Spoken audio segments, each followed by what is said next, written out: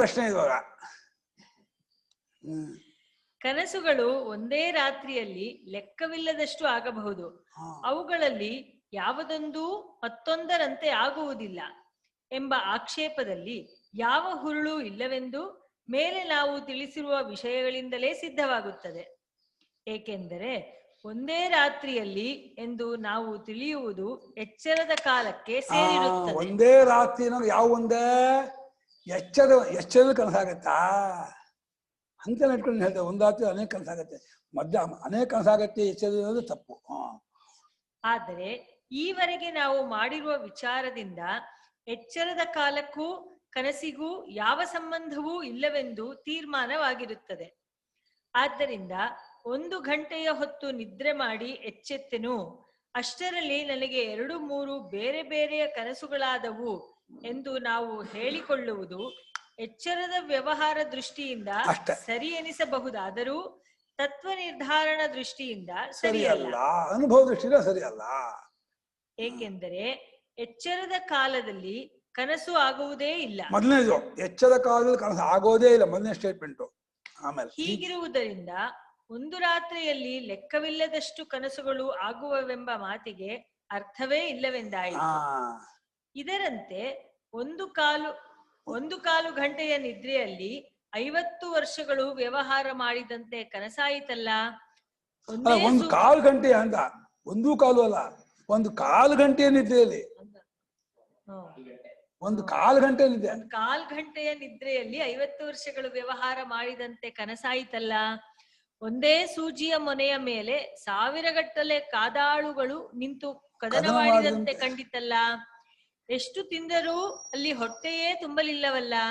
ಕನಸು ನಿಜ ಹೇಗಾದೀತು? ಹೀಗಿರೋದ್ರಿಂದ ಹೆಂಗ್ ಒಂದ್ ಸೂಜಿ ಮೇಲೆ 1000 ಜನ ಹೆಂಗ್ ಇರೋದಕ್ಕೆ ಸಾಧ್ಯ? 1 ಕಾಲು ಗಂಟೆಯಲ್ಲಿ 1000 ವರ್ಷ ಹೆಂಗಾಗುತ್ತೆ? ಇದೆಲ್ಲ ಎಷ್ಟು ತಿಂದ್ರು ಹೊಟ್ಟೆ ತುಂಬಿದ್ರೆ ಹೆಂಗಾಗುತ್ತೆ? ಅದನ್ನ ಕನಸುಳ್ಳು ಅಂತ ಎಂಬುದೇ ಮುಂತಾದ ಆಕ್ಷೇಪಗಳು ಎಚ್ಚರದ ದೇಶಕಾಲ ನಿಮಿತ್ತಗಳನ್ನು ಕನಸಿಗೆ ಅಂಟಿಸಿಕೊಂಡು ಅಂಟಿಸಿಕೊಂಡ ದೋಷದಿಂದ ಹುಟ್ಟಿಕೊಳ್ಳುವವೆಂದು ತಿಳಿಯಬೇಕು. ಈ ರೀತಿಯಲ್ಲಿ ಕನಸನ್ನು ನೋಡುವ ಎಚ್ಚರದ ಕಣ್ಣನ್ನು ಮುಚ್ಚಿ ಕನಸನ್ನು ಕನಸಿನ ದೃಷ್ಟಿಯಿಂದಲೇ ನೋಡಿದರೆ ಹೇಗೆ ಕಾಣುವುದೋ ನೋಡಿರಿ.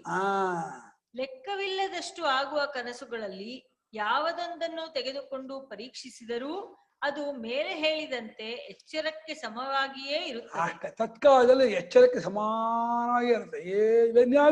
ಈಗ ನಾವು ಎಚ್ಚರದಿದೀವ ಕನಸಲ್ಲಿದೀವ ಅಂತ ಕೇಳಿದ್ರೆ ಅದಕ್ಕೆ ಉತ್ಸಾಹ ಇಲ್ಲಪ್ಪ.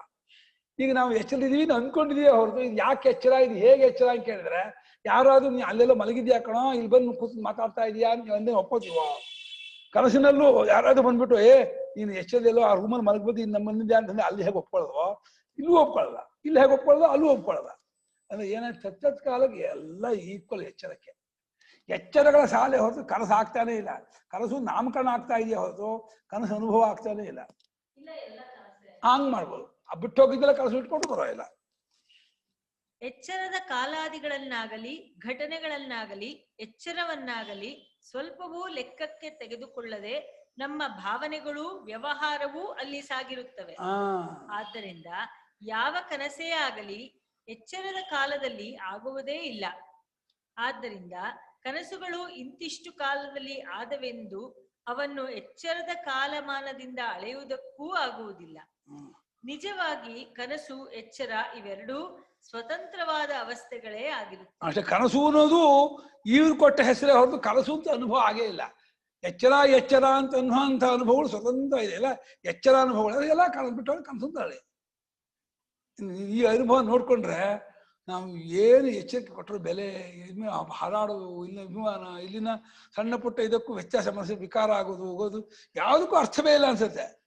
ಎಲ್ಲ ಕನಸು ಅಂತಂದಾಗ ಬಿಟ್ಟು ಹಾಕೋ ಕಡೆಗೆ ಯಾಕೆ ತಗೊಳ್ತಾ ಇದ್ದೀವಿ. ಏನೇ ಆಗಲಿ ಮಾನಾಪಮಾನಯೋ ತುಲ್ಯೋ ಮಿತ್ರಾಧಿಪಕ್ಷಯೋ ಎಲ್ಲ ಏನೆಲ್ಲ ಹಾಕೊಳ್ಳಿ. ಕನಸೆಲ್ಲವೂ ತತ್ಕಾಲಕ್ಕೆ ಎಚ್ಚರವೆಂದೇ ಕಾಣುತ್ತದೆ. ಈಗ ಕಡೆಯದಾಗಿ ಇನ್ನೊಂದು ಆಕ್ಷೇಪವನ್ನು ಪರಿಹಾರ ಮಾಡಿಕೊಳ್ಳುವುದು ಉಳಿದಿರುತ್ತದೆ. ಕನಸಿನಿಂದ ಎಚ್ಚೆತ್ತ ಮೇಲೆ ಇದುವರೆಗೂ ನಾನು ಕಂಡದ್ದು ಬರಿಯ ಕನಸು, ನಿಜವಲ್ಲ ಎಂದು ತಿಳುವಳಿಕೆ ಆಗುತ್ತದೆ. ಆದರೆ ಎಚ್ಚರವು ಯಾವ ಮತ್ತೊಂದು ಅವಸ್ಥೆಯಲ್ಲಿ ಬಾಧಿತವಾಗಿರುತ್ತದೆ. ಬರ್ತದೆ. ಏನೋ ಬಂಧಿತ ಇದೆಯಾ, ಬಾಧಿತ ಅಂತ ಆಗ್ಬೇಕು. ಇದ್ಕೊಂಡಿದ್ದೀರಾ? ಯಾವಾಗ ಓದಿದ್ಯಾ? ಯಾವಾಗ ಓದಿದ್ಯಾ ನೀನು? ಎಲ್ಲವೂ ಬಾಧಿತವಾಗುತ್ತದೆ, ಎಚ್ಚರವು ಬಾಧಿತವಾಗುವುದೇ ಇಲ್ಲ. ಈ ತಾರತಮ್ಯವಾದರೂ ಕೇಳಿಸ್ತಾ ಇಲ್ಲ ಅಂತಮ್ಮ. ಎಲ್ಲವೂ ಬಾಧಿತವಾಗುತ್ತದೆ. ಜಾಸ್ತಿ ಮಾಡೋ, ನೀ ಜಾಸ್ತಿ ಮಾಡ್ಬೇಕಂತೆ. ಯಾವುದು? ಎಲ್ಲವೂ ಬಾಧಿತವಾಗುತ್ತದೆ, ಎಚ್ಚರವು ಬಾಧಿತವಾಗುವುದೇ ಇಲ್ಲ. ಈ ತಾರತಮ್ಯವಾದರೂ ಕಟ್ಟ ಕಡೆಗೆ ನಿಂತಿತೋ ನಿಲ್ಲದೋ? ಬಾಧಿತವಾಗುವುದಲ್ಲ ಕನಸು, ಎಚ್ಚರ ಬಾಧಿತವಾಗಲ್ಲ. ಇದನ್ನ ಒಪ್ಕೋತಿರೋ ಇಲ್ವೋ? ಈ ಆಕ್ಷೇಪದಲ್ಲಿ ಬಾಧಿತವಾಗುವುದು ಮಿಥ್ಯೆ, ಬಾಧಿತವಾಗದ್ದು ಸತ್ಯ ಎಂಬ ವಿಂಗಡವನ್ನು ಮಾಡಿಕೊಂಡಿದೆ ಎಂಬುದು ಸ್ಪಷ್ಟವಾಗಿರುತ್ತದೆ. ಈ ವಿಂಗಡದಿಂದ ತರ್ಕಕ್ಕೆ ಎಷ್ಟೇ ಉಪಯೋಗವಿರಲಿ, ಈ ತಾರತಮ್ಯವನ್ನಿಟ್ಟುಕೊಂಡರೆ ಯಾವುದು ನಿಜವೆಂಬುದನ್ನೇನೂ ಗೊತ್ತುಪಡಿಸುವುದಕ್ಕೆ ಸಹಾಯವಾಗುವಂತಿಲ್ಲ. ತಾರತಮ್ಯ ಇಟ್ಕೊಂಡು ಯಾವ್ದು ನಿಜ ಹೆಂಗ್ ತೀರ್ಮಾನ ಮಾಡ್ತೀಯಾ? ಆ ನಿಜ ಮಾಡೋ ಸಹಾಯ ಏನಾಗಲ್ಲ. ಏಕೆಂದರೆ ಭ್ರಾಂತಿಯಲ್ಲಿ ತೋರುವುದೆಲ್ಲವೂ ಆ ಕಾಲಕ್ಕೆ ನಿಜವೆಂದೇ ನಮಗೆ ತೋರುತ್ತದೆ. ಆದ್ದರಿಂದ ನಾವು ನಿಜವೆಂದು ನಂಬಿರುವ ಇಂಥದ್ದೊಂದು ದೃಶ್ಯವು ನಿಜವೋ ಬರಿಯ ತೋರಿಕೆಯೋ ಎಂಬುದನ್ನು ನಿರ್ಧರಿಸುವುದಕ್ಕೆ ಯಾವ ಹೆಗ್ಗುರುತೂ ಇದರಿಂದ ನಮಗೆ ಸಿಕ್ಕಿದಂತಾಗಲಿಲ್ಲ. ಪ್ರಕೃತದಲ್ಲಿ ಬಾಧಿತವಾದದ್ದು ಕನಸು, ಬಾಧಿತವಾಗದ್ದು ಎಚ್ಚರ ಎಂಬ ನಿಯಮವನ್ನು ಹೇಳಿದೆಯಷ್ಟೇ. ಈ ನಿಯಮವನ್ನು ಉಪಯೋಗಿಸಿಕೊಂಡು ಇಂಥದ್ದು ಕನಸು ಎಂದು ಗುರುತಿಸುವುದಕ್ಕೆ ಆಗುವ ಹಾಗೇ ಇಲ್ಲ. ಏಕೆಂದರೆ ಕನಸು ಆಗುವಾಗ ನಮಗೆ ಇದು ಮುಂದೆ ಬಾಧಿತವಾಗುವುದು, ಆದ್ದರಿಂದ ಕನಸು ಎಂದೇನೂ ಅರಿವಾಗುವುದಿಲ್ಲ. ಮುಂದೆ ಎಚ್ಚರ ಆಗತ್ತೆ, ಬಾಧಿತ ಆಗತ್ತೆ, ಕನಸು ಅನ್ಸೋದೇ ಇಲ್ಲ. ಅಲ್ಲೂ ಓಡ್ತಾ ಇರ್ತೀವಿ. ಹುಲಿ ಬಂದ್ರೆ ಬೆಂದ ತಗೊಳಕ್ ಓಡ್ತಾ ಇರ್ತೀವಿ. ಎಲ್ಲ ಅಲ್ಲೂ ಉಂಟು. ಆ ಅವಸ್ಥೆಯಲ್ಲಿ ಯಾವಾಗಲೂ ಇದು ಎಚ್ಚರವೇ ಎಂಬ ಅರಿವೇ ಆಗುತ್ತದೆ. ಹೀಗೆ ಅನುಭವದಲ್ಲಿರುವ ಅವಸ್ಥೆಯೆಲ್ಲವೂ ಎಚ್ಚರವೆಂದೇ ಸತ್ಯವೆಂದೇ ತೋರುತ್ತಿರುವಾಗ ಬಾಧಿತವಾಗತಕ್ಕದ್ದು ಕನಸು ಎಂಬ ನಿಯಮವು ಯಾವ ಕೆಲಸಕ್ಕೆ ಬರುತ್ತದೆ? ಬಾಧಿತವಾಗತಕ್ಕದ್ದು ಕನಸು ಅಂತ ನಿಯಮ ಮಾಡ್ಕೊಂಡಿದೆಯಲ್ಲ, ಈ ನಿಯಮಕ್ಕೆ ಏನ್ ಪ್ರಯೋಜನ? ಇನ್ನು ಎಚ್ಚರ ಬಂದ್ರೆ ಹೇಳೋ ನಾಮಕರಣ ಮಾಡ್ತಿದೀವಿ ಹೊರತು ಇನ್ನೊಂದು ತಪ್ಪು ಗೊತ್ತಾ?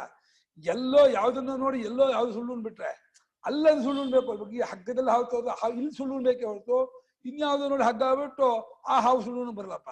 ಎಚ್ಚರಕ್ಕೆ ಬಂದ್ಬಿಟ್ಟು ಅದಕ್ಕೆ ಸುಳ್ಳು ಅಂತ ಇದೀವಿ ಹೊರತು ಅಲ್ಲಿ ಸುಳ್ಳು ಅನ್ನಿಸ್ತಾ ಅದಕ್ಕೆ ಕಿಮ್ಮತ್ತಿಲ್ಲ. ಅವಾಗ ಈ ಎಚ್ಚರ ಹೇಳುತ್ತೆ, ಈ ಬುದ್ಧಿ ಹಂಗ್ ಮಾಡಿಯೇ ಮಾಡ್ತೀವಿ. ಈ ಭಾಗವನ್ನ ಕಳಿತೀವಿ ಜೋರಾಗಿ. ಜಪಾನ ಡೆಂಗ್ಯೂ ಹೊಡಿದ್ಯಾ? ಇದುವರೆಗೆ ನಾವು ಹೇಳಿರುವುದಕ್ಕೆ ಹೆಚ್ಚಿನ ಬೆಂಬಲವನ್ನು ಕೊಡುವ ಒಂದಾನೊಂದು ಅನುಭವ ಉಂಟು. ಅದನ್ನೀಗ ವಾಚಕರ ಲಕ್ಷ್ಯಕ್ಕೆ ತರುವೆವು. ಮೇಲೆ ಹೇಳಿದಂತೆ ನಮಗೆ ಆಗುವ ಪ್ರತಿಯೊಂದು ಕನಸು ಆ ಕಾಲಕ್ಕೆ ಎಚ್ಚರವೆಂದೇ ನಮಗೆ ತೋರುತ್ತದೆಯಷ್ಟೇ. ಆದ್ದರಿಂದ ಅಲ್ಲಿರುವ ಕಾಲವು ಎಚ್ಚರದ ಕಾಲದಂತೆಯೇ ಹಿಂದೆ, ಮುಂದೆ, ಈಗ ಎಂಬ ವಿಂಗಡವುಳ್ಳದ್ದಾಗಿರುತ್ತದೆ. ಹಿಂದೆಯೂ ಮುಂದೆಯೂ ಎಷ್ಟೋ ಎಚ್ಚರಗಳಿದ್ದು ಅವೆಲ್ಲವೂ ಆ ಎಚ್ಚರಕ್ಕೆ ಸಂಬಂಧಪಟ್ಟಿರುವಂತೆಯೇ ತೋರಿಕೊಳ್ಳುವವು. ಅಂದ್ರೆ ಇಲ್ಲ, ಎಷ್ಟೋ ಹಿಂದೆ ಮುಂದೆ ಎಚ್ಚರ ಇದ್ದು ಎಲ್ಲವೂ ಆಯಾ ಎಚ್ಚರಕ್ಕೆ ಸಂಬಂಧಪಟ್ಟದ್ದಾಗೆ ತೋರ್ತಾ ಇರುತ್ತೆ. ಆಯಾ ಎಚ್ಚರ ಇಷ್ಟೇ ಅಲ್ಲ, ಆ ಎಚ್ಚರಕ್ಕಿಂತ ಕೀಳಾದ ಇರುವಿನ ಎಷ್ಟೋ ಕನಸುಗಳು ಆ ಅವಸ್ಥೆಯ ಹಿಂದೆ ಆಗಿ ಇರುವಂತೆಯೂ ನಮಗೆ ಹೊಳೆಯುವುದಲ್ಲದೆ ಆ ಕನಸುಗಳಲ್ಲಿ ಯಾವುದೊಂದು ಮತ್ತೊಂದರಂತೆ ಇರಲಿಲ್ಲವೆಂದೂ ತೋರುತ್ತದೆ. ಆ ಕನಸಲ್ಲ, ಆ ಕನಸು ಆದಾಗ ಅಲ್ಲೂ ಕನಸಿನ ವಿಚಾರ ಮಾಡುವಾಗ ಹೀಗೆಲ್ಲ ಕನಸಾಗತ್ತೆ, ಹೀಗೆಲ್ಲ ಇದಾಗತ್ತೆ ಅಲ್ಲೂ ಮಾತಾಡ್ತೀವಿ. ಆ ಯಾವ ಕನಸುಗಳು ಈ ಎಚ್ಚರದಷ್ಟು ಯಾವುದು ಅದಲ್ಲ ಅಂತ ಅಲ್ಲೂ ಮಾತಾಡ್ತೀವಿ. ಅಂದ್ರೆ ಅದನ್ನೇ ಎಚ್ಚರ ಅಂತ ಇಟ್ಕೊಂಡು ಅದಕ್ಕೆ ತಕ್ಕದ್ದು ಒಂದು ಕನಸು. ಈಗ ನಾವು ಮಾತಾಡೋದು ಕನಸಲ್ಲೇ ಅಂತ ಜ್ಞಾಪ ಇಟ್ಕೋಬೇಕು. ನಾವು ಕನಸಿನಲ್ಲಿಯೇ ಎಚ್ಚರ ಅಂದ್ಕೊಂಡು ಕನಸಿನ ವಿಚಾರ ಮಾತಾಡ್ತಾ ಇದೀವಿ ಯೋಚನೆ ಮಾಡಿದ್ರೆ ಅವಾಗ ಇದಕ್ಕೇನು ಕಿಮ್ಮತ್ತಿಲ್ಲ ನಮ್ಗೆ ಇಲ್ಲಿ ಗೊತ್ತಾಗುತ್ತಲ್ಲ, ಆ ರೀತಿ ಆಗುತ್ತೆ. ಸುಮ್ಮನೆ ಅಭಿಮಾನದಿಂದ ಎಚ್ಚರ ಅನ್ಕೊಂಡಿದೀವಿ ಹೊರತು ಎಚ್ಚರ ಯಾಕೆ ಹೇಗೆ ಅನ್ನೋ ಕೇಳಿದ್ರೆ ಉತ್ತರವೇ ಕೊಡ್ತಾ ಇಲ್ಲ. ಎಚ್ಚರಗಳು ಮಾತ್ರ ಯಾವಾಗಲೂ ಒಂದೇ ರೂಪದಲ್ಲಿರುವವೆಂದು ನಾವು ಆಗಲೂ ಭಾವಿಸಿಕೊಂಡಿರುತ್ತೇವೆ. ಎಷ್ಟು ಕನಸು ಬರುತ್ತೋ ಎಲ್ಲಾ ಕನಸು ತತ್ಕಾಲಕ್ಕೆ ಎಚ್ಚರ ಅಂತಾಗಿ ಎಚ್ಚರಗಳು ಯಾವಾಗಲೂ ಹೀಗೆ ಇರುತ್ತೆ ಅಲ್ಲೂ ಅದ ಮಾಡ್ತೀವಿ. ಇಂಥ ಕನಸುಗಳಲ್ಲಿ ಯಾವುದಾದರೂ ಒಂದರ ಒಳಗೆ ನೀವು ಇದ್ದಾಗ ಪ್ರಕೃತ ವಿಷಯವನ್ನು ಯಾರಾದರೊಬ್ಬರೊಡನೆ ಚರ್ಚೆ ಮಾಡುವುದಕ್ಕೆ ಹೊರಟಿದ್ದೀರೆಂದು ಇಟ್ಕೊಳ್ಳಿ. ಇಟ್ಟುಕೊಳ್ಳಿ. ಇವಾಗ ಈ ಅನೇಕ ಕನಸಾಗುತ್ತಲ್ಲಪ್ಪ, ಈ ಅನೇಕ ಯಾವುದೋ ಒಂದು ಕನಸಲ್ಲಿ ಇದ್ದಾಗ ಈ ಅವಸ್ಥಾತ್ಮ ವಿಚಾರ ಚರ್ಚೆ ಮಾಡಕ್ ಹೊರಟ್ರಿ ಇಟ್ಕೊಳ್ಳಿ. ಅವಾಗ ಏನ್ ಹೇಳ್ತೀರಲ್ಲಿ? ಈ ಆಗ ನಿಮ್ಮ ಎದುರಾಳಿಯು ಕನಸಿಗೂ ಎಚ್ಚರಕ್ಕೂ ಯಾವ ತಾರತಮ್ಯವೂ ಇಲ್ಲವೆಂದು ವಾದಿಸಿರೆಂದು ಇಟ್ಟುಕೊಳ್ಳಿ. ಆ ಕನಸಿನಲ್ಲಿ ಎಚ್ಚರಕ್ಕೂ ಗಡುಗು ಏನು ವ್ಯತ್ಯಾಸ ಇಲ್ಲಪ್ಪ ಅಂತ ವಾದ ಮಾಡ್ದ. ಅಲ್ಲಿ ಇಲ್ಲ ವ್ಯತ್ಯಾಸ ಇದೆ, ನೀವೊಂದು ರೀತಿ ಇಟ್ಕೊಳ್ಳಿ. ಆಮೇಲೆ ಆ ಸಂದರ್ಭದಲ್ಲಿ ನಿಮಗೆ ಎಚ್ಚರವೆಂದು ತೋರುತ್ತಿದ್ದ ಆ ಕನಸಿನ ವಿಷಯದಲ್ಲಿ ನೀವು ಯಾವ ಭಾವನೆಯನ್ನಿಟ್ಟುಕೊಂಡು ವಾದಿಸುತ್ತಿದ್ದೀರಿ? ಆ ಕನಸು ನಿಜವಾಗಿಯೇ ಎಚ್ಚರವೆಂತಲೂ ಕನಸೆಂದು ನೀವು ಎಣಿಸಿಕೊಂಡಿದ್ದ ಅವಸ್ಥೆಗಿಂತ ಎಲ್ಲಾ ಬಗೆಯಿಂದಲೂ ಅದು ಹೆಚ್ಚಿನದೆಂತಲೂ ಆಗಲೂ ಪಟ್ಟು ಹಿಡಿಯುತ್ತಿದ್ದರಲ್ಲವೇ? ಈಗ ನೀವು ಎಚ್ಚರವೆಂದು ಭಾವಿಸಿರುವ ಈ ಅವಸ್ಥೆಗಿಂತ ಆಗ ನೀವು ಎಚ್ಚರವೆಂದು ಭಾವಿಸಿದ್ದ ಕನಸಿಗೆ ರವೆಯಷ್ಟಾದರೂ ಕಡಿಮೆಯ ಬೆಲೆಯನ್ನು ಕಟ್ಟುತ್ತಿದ್ದಿರೇನು? ಎಂದಿಗೂ ಇಲ್ಲ. ಆಗಲೂ ನೀವು ನಿಮ್ಮ ಅಭಿಮಾನದ ಎಚ್ಚರವಾದ ಆ ಕನಸಿಗೂ ಅದಕ್ಕಿಂತ ಕಡಿಮೆಯಾಗಿ ಕನಸುಗಳೆಂದೇ ನೀವು ಬಗೆದ ಕನಸುಗಳಿಗೂ ಇರುವ ತಾರತಮ್ಯವನ್ನು ಈಗಿನಂತೆಯೇ ಸ್ಥಾಪಿಸುವುದಕ್ಕೆ ಹೊರಡುತ್ತಿದ್ದಿರಲ್ಲವೇ? ಸ್ಥಾಪನೆ ಮಾಡ್ತೀವಿ, ಹಾಗೆ ಅಲ್ಲೂ ಸ್ಥಾಪನೆ ಮಾಡಕ್ ಹೊರಡ್ತಾ ಇದ್ದೀವಿ. ನಿಮ್ಮ ಅನುಭವವನ್ನು ನೀವು ನಿಷ್ಪಕ್ಷಪಾತವಾಗಿ ಪರೀಕ್ಷಿಸಿ ಹೇಳುವುದಾದರೆ ಇದೆಲ್ಲವನ್ನೂ ಹೌದು ಎಂದು ನೀವು ಒಪ್ಪಿಯೇ ತೀರುತ್ತೀರಿ. ಹೌದು, ಕರೆಕ್ಟ್ ಹೇಳ್ತಿರೋದು ಒಪ್ಪಳೇ ಸೇರ್ತೀರಿ. ಆದ್ದರಿಂದ ಒಟ್ಟಿನ ತೀರ್ಮಾನವೇನಾಯಿತೆಂದರೆ ಕನಸು ನಮಗೆ ತೋರುವಾಗ ಎಚ್ಚರದಂತೆಯೇ ತೋರಿಕೊಳ್ಳುತ್ತದೆ. ಆಗ ನಾವು ಅದರೊಳಗೆ ಆಗಿ ಹೋಗಿರುವಂತೆ ಬೇರೆ ಕನಸನ್ನೂ ಕಾಣಬಹುದು. ಆ ಸಂದರ್ಭದಲ್ಲಿ ನಾವು ಎಚ್ಚರವೆಂದು ಭಾವಿಸಿದ ಕನಸಿಗೂ ಕನಸೆಂದು ಭಾವಿಸಿದ ಒಳಕನಸಿಗೂ ನಿಜವಾಗಿ ಯಾವುದಾದರೊಂದು ಗೊತ್ತಾದ ಕಾಲಪ್ರವಾಹವು ಸಮಾನವಾಗಿರುವುದಿಲ್ಲ. ಅವು ಆ ಕಾಲದ ಗೀಟಿನಲ್ಲಿ ಒಂದಾಗುತ್ತಲೊಂದು ಆಗಿ ಹೋಗಿರುವವೆಂಬ ನಮ್ಮ ಆಗಿನ ಭಾವನೆಯು ಬರಿಯ ಭ್ರಾಂತಿ ಮಾತ್ರವಾಗಿರುತ್ತದೆ. ಇದರಂತೆಯೇ ಈಗ ನಾವು ಎಚ್ಚರವೆಂದು ತಿಳಿದಿರುವ ಅವಸ್ಥೆಯನ್ನೂ ಕನಸೆಂದು ಭಾವಿಸಿರುವ ಅವಸ್ಥೆಗಳನ್ನೂ ದಾಟಿಸುವ ಯಾವುದೊಂದು ಕಾಲಪ್ರವಾಹವೂ ಇಲ್ಲವೇ ಇಲ್ಲ. ಆದ್ದರಿಂದ ಕನಸಾದ ಮೇಲೆ ಎಚ್ಚರವಾಗುವುದೆಂದಾಗಲಿ ಎಚ್ಚರವಾದ ಮೇಲೆ ಕನಸಾಗುವುದೆಂದಾಗಲಿ ಹೇಳುವುದು ಎಚ್ಚರದ ಅಭಿಮಾನದಿಂದಾದ ಭ್ರಾಂತಿಯೇ ಹೊರತು ಮತ್ತೇನೂ ಅಲ್ಲವೆಂದು ನಿಶ್ಚಿತವಾಯಿತು. ಆದ್ಮೇಲೆ ಅಲ್ಲ, ಅದೊಂದು ತೋರಿಕೆ ಇದೊಂದು ತೋರಿಕೆ. ಎಚ್ಚರವಾದ್ಮೇಲೆ ಕನಸು ಕನಸ ಹೆಂಗ್ ತೆಗೆದುಬಿಟ್ರು ಸ್ವಾಮಿಗಳು, ಒಳ್ಳೆ ಮೀಟ್ ಬಿಟ್ರು ಹೊರಗೆ. ಅಲ್ಲಾಡಾಗಿಲ್ಲ, ಇನ್ನು ಹಾಗೆ ಹೋಯ್ತು, ಆಸೆ ಮುಗೀತು. ಎಚ್ಚರ ಕನಸುಗಳ ಹೋಲಿಕೆಯ ಉಪಸಂಹಾರ. ಇದುವರೆಗಿನ ವಿಚಾರವನ್ನೆಲ್ಲ ಒಂದು ವಾಕ್ಯದಲ್ಲಿ ಅಡಗಿಸಿ ಹೇಳಿದರೆ ಇಷ್ಟ ಆಗುವುದು. ಎಚ್ಚರವಿದೆಂದು ನಾವು ಗುರುತಿಸಬಹುದಾದ ಅವಸ್ಥೆಯೇ ಇರುವುದಿಲ್ಲ. ಇದು ಎಚ್ಚರ ಗುರುತಿಸಬಹುದು ಅವಸ್ಥೆ ಇಲ್ವಂತೆ. ಪ್ರತಿಯೊಂದು ತತ್ಕಾಲ ಎಚ್ಚರವೇ, ಆದ್ರೆ ಇದೇ ನಿಜವಾದ ಎಚ್ಚರ ಅಂತ ಗುರುತಿಸುವಂತ ಅವಸ್ಥೆ ಇಲ್ಲವೇ ಇಲ್ಲ. ಏಕೆಂದರೆ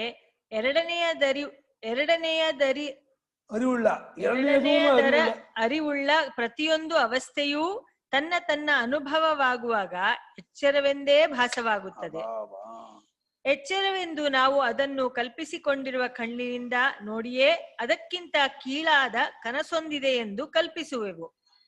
ಆದರೆ ಕನಸೆಂದು ನಾವು ಕರೆಯುವ ಆ ಮತ್ತೊಂದು ಅವಸ್ಥೆಯೂ ಮತ್ತೊಂದು ಕನಸನ್ನು ತನ್ನ ಹೊಟ್ಟೆಯೊಳಗೆ ಇಟ್ಟುಕೊಂಡಿರುವ ಎಚ್ಚರವೇ ಆಗಿ ಭಾಸವಾಯಿತೆಂಬ ನೆನಪೂ ನಮಗೆ ಇದೆ. ಕನಸಿನೊಳಗೂ ಅದ್ರ ಹೊಟ್ಟೆಯೊಳಗೆ ಒಂದು ಕನಸಿನ ವಿಚಾರ, ಈ ಹೊಟ್ಟೆಯೊಳಗೆ ಹೇಗೆ ಕನಸಿನ ವಿಚಾರ ಮಾಡ್ತೀವೋ ಆ ಕನಸಿನ ಕಾಲಕ್ಕೆ ಅದು ಎಚ್ಚರವಾಗಿರುತ್ತದೆ. ಆದ್ರಿಂದ ಅಲ್ಲಿ ಮತ್ತೆ ಅವಸ್ಥಾತ್ಮ ವಿಚಾರ ಅಂತ ಕೊಡ್ತೀವಿ. ಅದ್ರ ಹೊಟ್ಟೆಯೊಳಗೆ ಕನಸು ಏನಾಯ್ತು, ತತ್ಕಾಲಕ್ಕೆ ಕಲ್ಪನೆ ಮಾಡೋದಕ್ಕೆ ಒಂದು ಚಟ ಬುದ್ಧಿಗಷ್ಟೇ. ಹೀಗೆ ಎಚ್ಚರ ಕನಸು ಎಂಬೆರಡೂ ಸಾಪೇಕ್ಷ ಬುದ್ಧಿಗಳೇ ಹೊರತು ಎಚ್ಚರ ಕನಸು ಎಂಬ ವಿಭಾಗವು ಸ್ವತಂತ್ರವಾಗಿ ನಿಜವಾಗಿರುವುದಿಲ್ಲ. ಈ ರೀತಿಯಲ್ಲಿ ನಮ್ಮ ಬುದ್ಧಿಗೆ ಹೊಳೆಯುವ ಎರಡವಸ್ಥೆಗಳಲ್ಲಿಯೂ ಹೊರಗಿನ ವಿಷಯ ಪ್ರಪಂಚ ಮತ್ತು ಅಧ್ಯಾತ್ಮವಾಗಿ ಅದನ್ನು ನೋಡುತ್ತಿರುವ ನಮ್ಮ ಶರೀರ, ಮನಸ್ಸು, ಪ್ರಾಣ, ಬುದ್ಧಿ, ಅಹಂಕಾರ ಇವೆಲ್ಲವೂ ಸ್ವತಂತ್ರವಾಗಿಯೇ ತೋರಿಕೊಳ್ಳುತ್ತಿರುವವು. ಒಂದವಸ್ಥೆಯಲ್ಲಿರುವ ಶರೀರಾದಿಗಳಂತೆ ಮತ್ತೊಂದು ಅವಸ್ಥೆಯಲ್ಲಿಯೂ ನಾವು ಶರೀರಾದಿಗಳನ್ನು ಕಾಣಬಹುದು. ಆದರೆ ಈ ಎರಡು ಅವಸ್ಥೆಗಳ ಶರೀರಾದಿಗಳಿಗಾಗಲಿ ಅಲ್ಲಿ ಕಾಣುವ ಎರಡು ಪ್ರಪಂಚಗಳ ವಿಷಯಗಳಿಗಾಗಲಿ ಒಂದಕ್ಕೊಂದಕ್ಕೆ ಯಾವ ಸಂಬಂಧವೂ ಇರುವುದಿಲ್ಲ.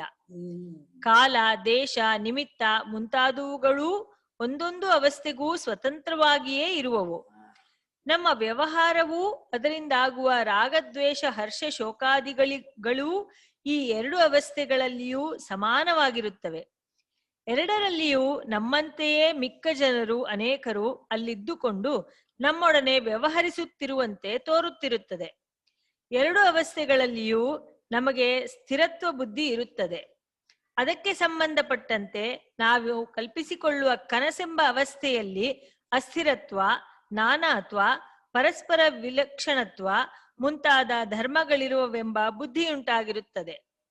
ನಾವು ಎಚ್ಚರವೆಂದು ತಿಳಿಯುವ ಅವಸ್ಥೆಯು ಅನೇಕರಿಗೆ ಸಮಾನವಾಗಿ ಆಗುವಂತಲೂ ನಿದ್ರೆ ಕನಸುಗಳು ಮಾತ್ರ ನಮ್ಮೊಬ್ಬರಿಗೇ ಆಗುವವೆಂತಲೂ ಈ ಎರಡವಸ್ಥೆಗಳಲ್ಲಿಯೂ ನಮಗೆ ಭಾಸವಾಗುತ್ತವೆ. ಇಷ್ಟೆಲ್ಲ ಇದೆಯಾ?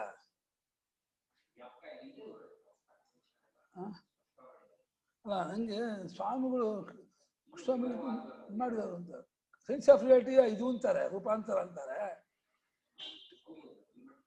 ಇಷ್ಟಿದೆಯಾ? ಕೃಷ್ಣ ಹೀಗೆ ವಿಚಾರ ಮಾಡಿದಾರ?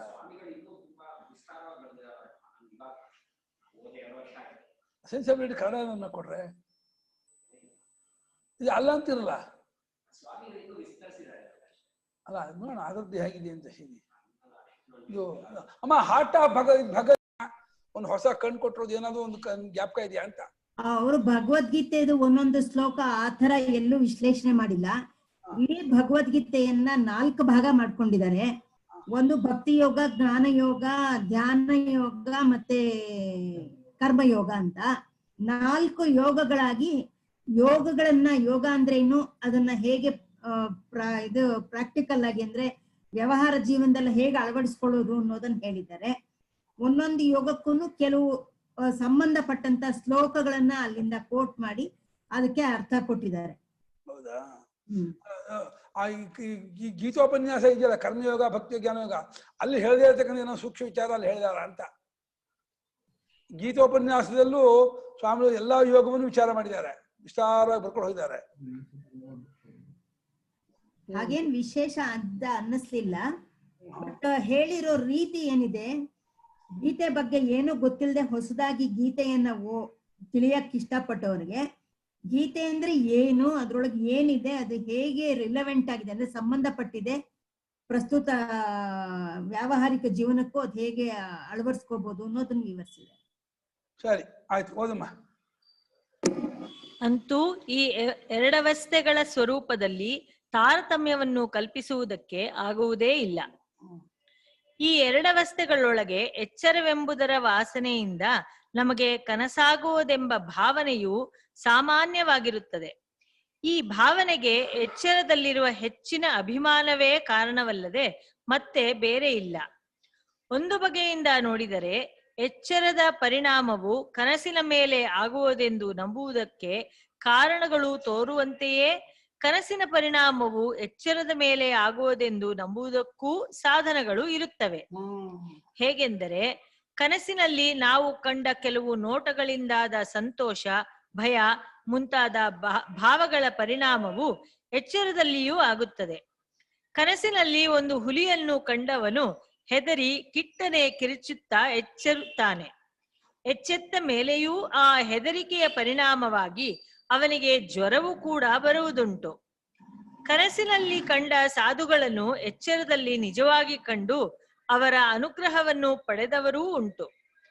ಕನಸಿನಲ್ಲಿ ತೋರಿದ ಘಟನೆಗಳು ಎಚ್ಚರದಲ್ಲಿ ನಿಜವಾಗಿಯೂ ಸಂಭವಿಸಿರುವುದು ನಮ್ಮಲ್ಲಿ ಕೆಲವರ ಅನುಭವದಲ್ಲಿದೆ.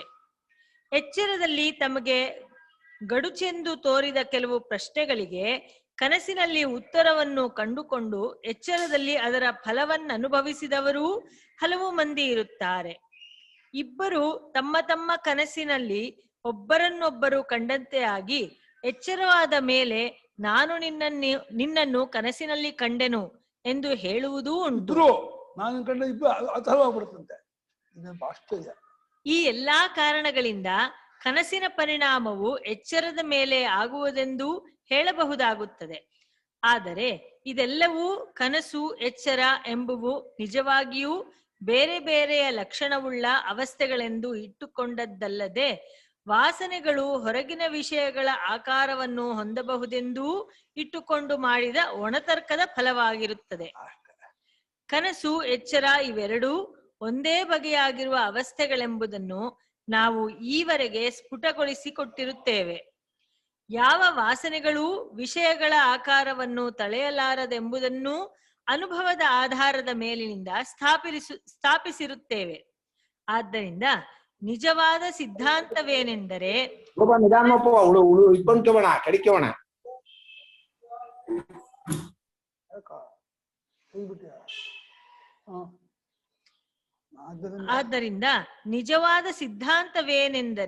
ಕನಸು ಎಚ್ಚರದ ಮೇಲೆ ಪರಿಣಾಮವನ್ನುಂಟು ಮಾಡುವುದಿಲ್ಲ, ಎಚ್ಚರವು ಕನಸಿನ ಮೇಲೆ ಪರಿಣಾಮವನ್ನುಂಟು ಮಾಡುವುದಿಲ್ಲ. ಇವೆರಡೂ ಒಂದನ್ನೊಂದು ಮಾರ್ಪಡಿಸುವವೆಂಬುದು ಬರಿಯ ಭ್ರಾಂತಿಯೇ ಎಂಬುದು ಕನಸಿನೊಳಗಾಗುವ ಕನಸಿನ ಅನುಭವವನ್ನು ಮನಸ್ಸಿಗೆ ತಂದುಕೊಂಡರೆ ಕೂಡಲೇ ಗೊತ್ತಾಗಿ ಬಿಡುತ್ತದೆ. ಹೇಳಿ